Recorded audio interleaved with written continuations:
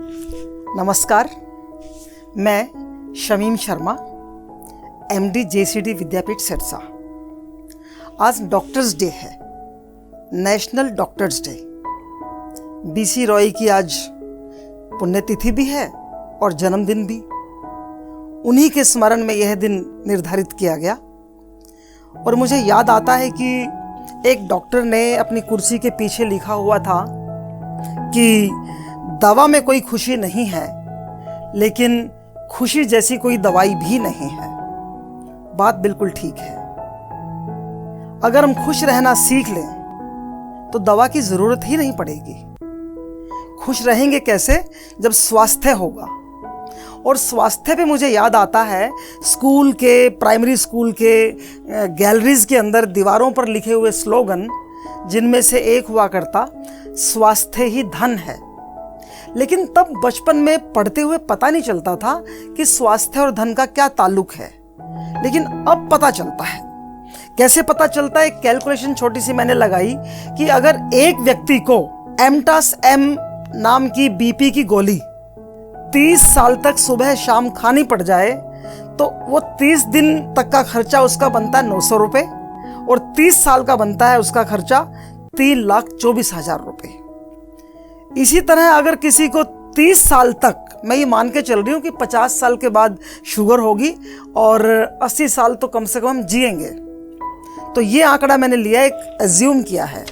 तो 30 साल तक अगर किसी व्यक्ति को सुबह शाम लगा करके मेटफॉर्मिन नाम की शुगर की 2 गोली खानी पड़ जाए, जो कि 2 रुपये की एक आती है, रोज़ की 4 रुपये की हो गई और पूरे महीने की 120 रुपये की हो गई, पूरे साल की 1440 रुपये की हो गई, तो 30 सालों में वो कम से कम 50,000 से ज़्यादा रुपये की शुगर की गोली खानी पड़ेगी उसको। तो स्वास्थ्य धन है ना। अगर हमें बीपी शुगर न होता तो इन 30 सालों में हम पूरे 3.25 लाख रुपए बचा चुके होते।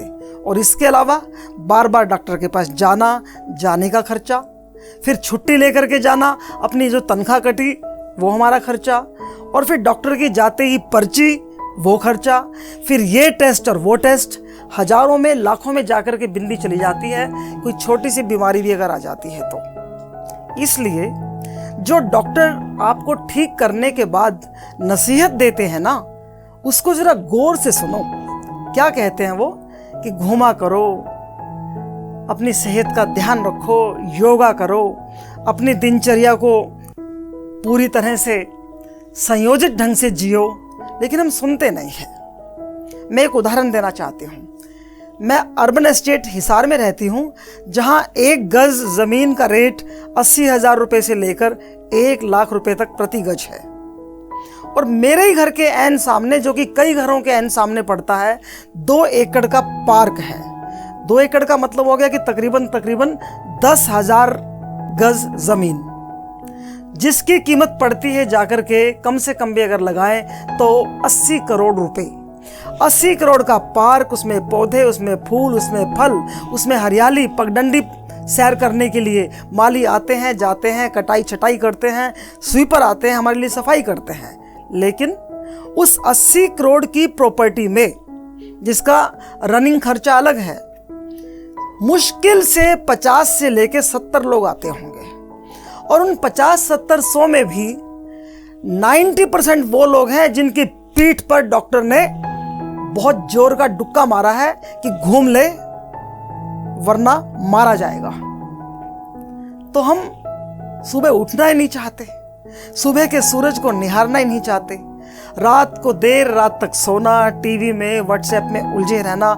ये माना मेरे भाई कि टीवी आपका है, ये भी माना कि मोबाइल आपका है, व्हाट्सएप आपका है, नेट आपका चल रहा है, सारा खर्चा आपका है, लेकिन आंखें भी तो आपकी फूट रही हैं।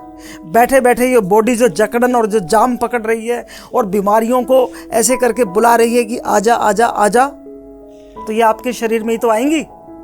इसलिए डॉक्टर की केवल दवाई की ड्यूटी नहीं है, और कोई भी डॉक्टर अपनी ड्यूटी को दवाई तक सीमित भी नहीं करता। वो हर रोगी को समझा के बुझा के भेजता है कि देखो, ध्यान से रहना, अच्छी तरह से रहना, अच्छा खाना खाना, हेल्दी फूड, मॉर्निंग इवनिंग वॉक्स, एक्सरसाइज।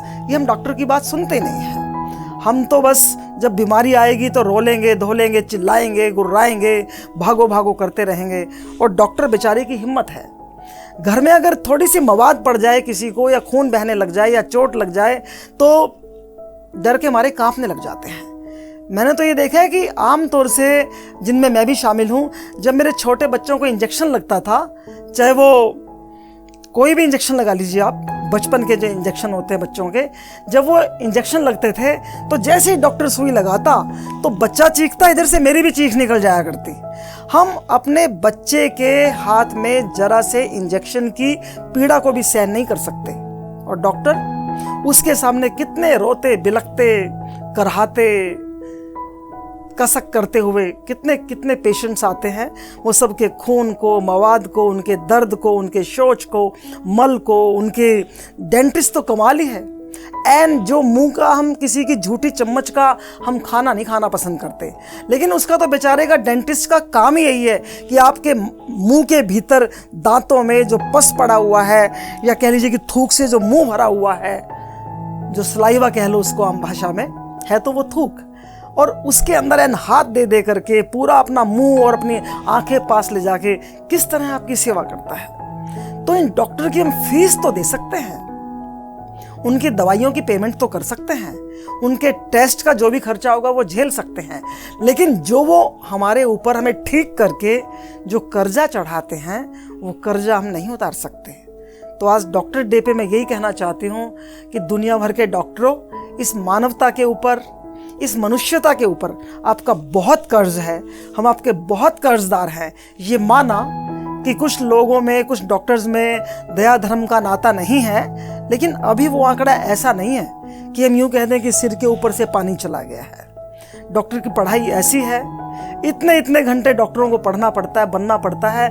एन जवानी की उस उम्र में जब हर लड़का लड़की किसी के दिल की धड़कन बनना चाहते हैं, एन उसी उम्र के अंदर हमारे डॉक्टर की पढ़ाई करते हुए लड़के लड़कियां किसी की जाती हुई धड़कनों को वापस कैसे लाया जाएगा, उसको जीवित कैसे किया जाएगा, पुनर्जीवन उसको कैसे दिया जाएगा, इस बात के ऊपर वो अध्ययन कर रहे होते हैं। तो ऐसे लोग जो अपनी जवानी का बहुत बड़ा हिस्सा, और उसके बाद भी फिर अपने पूरे जीवन का बहुत बड़ा हिस्सा बिना किसी एंटरटेनमेंट में गवाए हुए, उनको लगता है कि बस डॉक्टरी और उनका मरीज सबसे बड़ा एंटरटेनमेंट उनका यही है।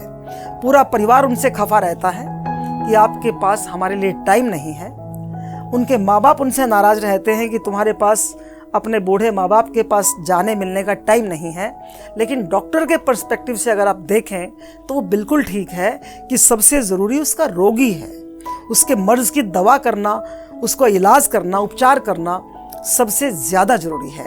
तो डॉक्टर्स डे पे भाई मैं तो ये कहती हूँ कि पूरे समाज को डॉक्टर्स का बहुत बड़ा एहसान मानना चाहिए। और आखिर में बताना चाहती हूँ कि यमराज से मुलाकात पता नहीं किसी ने की या नहीं की, लेकिन जो हमारे पौराणिक आख्यान हैं उनमें यह संदर्भ आता है कि नचिकेता, वाजश्रवा ऋषि का बेटा था नचिकेता।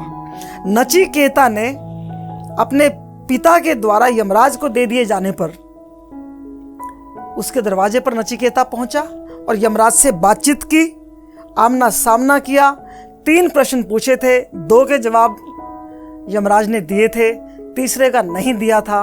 अब मुझे ये भी नहीं पता कि यमराज के पास नचिकेता गया नहीं गया, क्या हुआ क्या नहीं हुआ, लेकिन हाँ ये बात मैं दावे से कह सकती हूँ कि डॉक्टर यमराज से बात तो नहीं करते।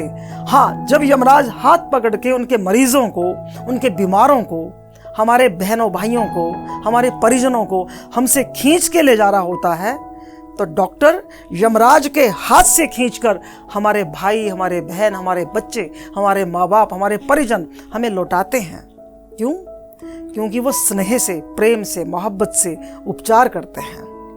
उनसे भी गलतियां हो जाती हैं, गलतियां हर किसी से हो जाती हैं, लेकिन इसका अर्थ ये नहीं है कि हमें जीवन रक्षा देने वालों के ऊपर हम अटैक करेंगे और उनके जीवन में ऐसी बेबसी ला देंगे कि जैसे पीछे सुनने में आया था, राजस्थान की एक डॉक्टर ने आत्महत्या ही कर ली थी। ये बहुत घिनौना कृत्य है। अगर समाज का कोई भी व्यक्ति अपने डॉक्टर को संदेह की निगाह से देखता है, नफरत की निगाह से देखता है, तो आप ये देख लो कि डॉक्टर के बिना गति नहीं है। तो डॉक्टरों का सम्मान करना हमारे लिए एक धर्म जैसी बात है। जैसे हमने आरती कर ली, गीता बाँच ली, तो वो बिल्कुल इक्वलेंट है डॉक्टरों के प्रति सम्मान से हाथ जोड़ने में, उनके प्रति पूर्ण रूप से अपनी इज्जत को अभिव्यक्त करने में। तो इन्हीं शब्दों के साथ एक बार फिर से मैं आज डॉक्टर्स डे पर दुनिया भर के, अपने देश के, अपने ज़िले के, प्रांत के और अपने आसपास में रह रहे मेरे परिवार में जो डॉक्टर बन गए हैं, बनने की प्रक्रिया में है, उन सभी को बहुत बहुत अनंत शुभकामनाएं अर्पित करती हूँ। नमस्कार and have very very happy doctors day.